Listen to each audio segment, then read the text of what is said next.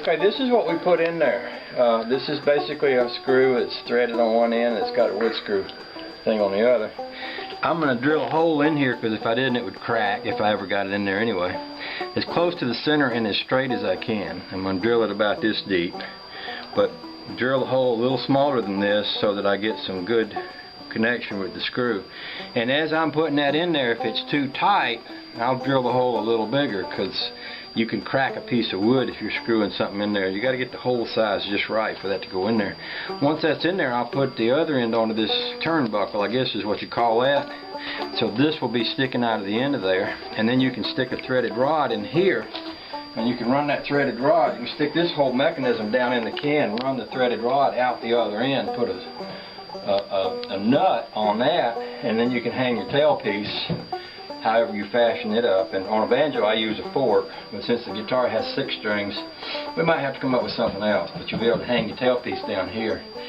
The beauty of that is, if you get this in that hole and it ain't lined up right, you can elongate the hole, put a washer on there and kind of slide it around till you get the neck angle right. That's how you're going to adjust this.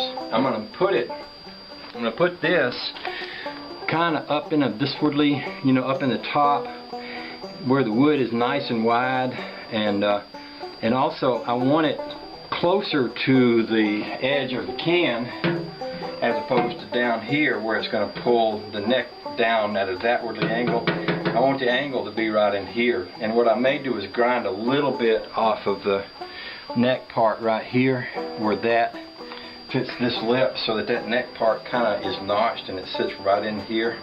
I don't want it to be behind the lip, I want it to be right flush with the edge of the can, and we'll probably make our hole right about here-ish, but I'll measure that for later. I could, if I felt reckless enough, go ahead and drill my hole now, and I might.